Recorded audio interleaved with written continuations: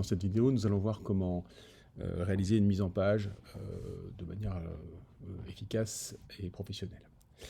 Alors, dans un premier temps, on va essayer de réaliser une mise en page qui va combiner les surfaces projets avec des informations sur les surfaces projets et une coupe sur le bassin. La première étape, ça va être d'identifier sur la surface projet ici présente les informations qui vont nous manquer et puis graphiquement les éléments qui sont à modifier. Première chose, on voit apparaître un certain nombre de triangles ici qui sont un peu bizarres. Donc il y a plein de choses comme ça qui peuvent se gérer à partir de l'affichage qui est là. Sur l'affichage, on va récupérer par exemple des informations sur les triangles qu'on peut enlever directement comme ça. Et on va les voir disparaître. Même chose, on voit qu'on a les parties des codes de terrassement qui sont affichés. Et nous, ce qu'on veut, c'est pas les codes de terrassement, c'est les codes des surfaces projets. Donc on va afficher les codes des surfaces projets et automatiquement ça va se modifier. Enfin, on va vouloir mettre un certain nombre d'étiquettes pour améliorer les informations qu'on va donner sur le plan. Et donc la gestion des étiquettes peut se faire dans un premier temps, par exemple ici, avec les étiquettes du surface projet, mais sinon, plus généralement, à partir du menu à noter, on va récupérer les mêmes informations en plus détaillé. Si on reste sur la partie basique ici, donc avec les étiquettes ici des surfaces projets, je vais avoir les informations du surface projet qui sont ici, et Mensurable demande de sélectionner les surfaces projets. Alors si j'en ai plusieurs, deux ici, le bassin qui est là, et je vais garder ces trois surfaces projets là, clic droit, valider, et je récupère les informations. Chacune de ces étiquettes, elles peuvent évidemment être modifiées. Si je vais sur l'étiquette ici, droit, modifier, propriété plutôt, je vais récupérer les informations, puis je vois que je vais pouvoir en rajouter. Par exemple, sur celle-là, je peux rajouter fond de bassin, par exemple 81, je ne sais pas si c'est ça, NGF, mais on peut rajouter ce qu'on veut, et je vais voir l'information complémentaire qui va se rajouter. Voilà, ici. Évidemment, à partir du moment où je mets des informations sur l'espace projet, je vais devoir rajouter des informations aussi en termes de légende. Ici, j'ai la légende des surfaces projet que je peux rajouter là. Ok, je peux gérer un certain nombre de choses d'affichage ici, évidemment à personnaliser. Ok, et je vais venir positionner ma légende, par exemple ici. Donc évidemment, je vais pouvoir gérer un certain nombre d'informations sur mon projet à partir du gestionnaire de calque ici. Je vais pouvoir sélectionner les calques que je veux, que je ne veux pas afficher en fonction de mes besoins. Évidemment, chacun fera au mieux. Voilà. Ensuite, l'idée est de réaliser une coupe qui sera bien sûr la coupe qu'on souhaite insérer dans notre vue en plan. Donc ici, on va aller à coupe ici, puis on va venir réaliser une coupe qui va passer comme ça perpendiculairement et puis aller, alors ça va faire un peu propre, on va venir perpendiculairement ici. Et je récupère une coupe ici sur mon bassin. Dès qu'on est sur des vues en coupe, on a la possibilité bien sûr de paramétrer un certain nombre de choses. Avec un clic droit ici, je peux décider ou pas d'afficher les cotations. Évidemment, c'est quand même mieux avec les cotations. Je peux décider sur les propriétés de mon profil de venir modifier un certain nombre de choses. Je peux par exemple dilater mon échelle en Z par rapport au X. Je peux rajouter des informations complémentaires en termes de cotation. Par exemple, donner la valeur de terrain décapé si j'en ai. Je peux donner l'épaisseur de fond de forme, etc. Tout ce que je veux. Voilà. Je peux venir ajouter un titre si je le souhaite. Voilà. Je peux comme ça gérer une grille verticale en rajoutant ici des lignes qui vont permettre peut-être d'améliorer un peu la lisibilité de l'ensemble de mon tracé. Voilà, ici. Et je peux jouer sur le plan de comparaison. Bref, vraiment j'ai la possibilité de modifier tous les éléments que je souhaite. Je retrouve ces informations-là ici dans les propriétés par l'autre menu si j'ai envie de les modifier à un autre endroit. Voilà. Alors ensuite, si je souhaite réaliser une impression de ma coupe, je vais aller sur clic droit mise en page ou alors sortie mise en page, ça marche aussi. Mise en page ici. Et puis je vais créer une nouvelle mise en page que je vais appeler par exemple, que je vais coordonnées. Là, je vais choisir mon papier.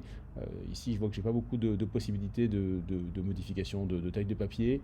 Je peux essayer d'aller voir les dimensions de papier personnalisées ici. Ok, avec les propriétés, voir ce que ça donne. Papier, disposition, pardon. Avancé. Et je peux voir que là, les dimensions de mon papier personnalisé vont être, c'est pas le max, hein. Je vois que le max c'est 340 et 550, moi je vais mettre le maximum, hein.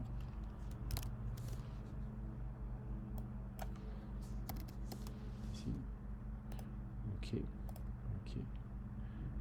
donc, ok ici, j'ai bien le papier personnalisé là. Ok. Je peux choisir de mettre en portrait ou en paysage, je vais rester en portrait cette fois-ci. Voilà. Ok. Je lui ai donné un nom. Coupe. Et je vais l'ouvrir. Voilà. Donc je récupère ma vue en coupe avec mes différentes cotations ici. Je vais pouvoir ici, par exemple, baisser la taille de mon papier ici, de ma zone de coupe, pardon, pour venir ajouter, par exemple, une vue en plan complémentaire que je vais, il m'explique ici de saisir les coordonnées. Moi je vais prendre le maximum ici, hop, ici, et il me propose de choisir la vue qui sont parmi les vues que j'ai déjà créées. Donc là ça va être la vue de la surface projet. Okay. Je peux choisir mon échelle. Alors là, c'est au millième, je vais te faire du 500e, des choses un peu propres. Le carrelage il peut être ici, je peux rajouter un cartouche éventuellement. Pour le moment je rajoute rien. Ok, ici. Voilà, et je vois que comme je suis au 500e, il m'a positionné ça un petit peu bizarrement, donc je vais venir ici dedans. Donc je vais voir sur la vue en plan, là, si je peux pas donc déplacer ma vue ici. Donc avec positionner ici. Et là, il va me proposer ici l'endroit où je veux positionner ma vue en plan. Alors, je vais la faire, tant qu'à faire, centrée autour de mon bassin, vu que c'est lui que je veux. Ok, et puis je vais cette fois-ci rajouter un cartouche. Alors pour le moment j'ai aucun cartouche, je vais choisir un cartouche A4 pour que ça rentre proprement, et puis je vais mettre mon cartouche en position en bas à droite par exemple, pourquoi pas,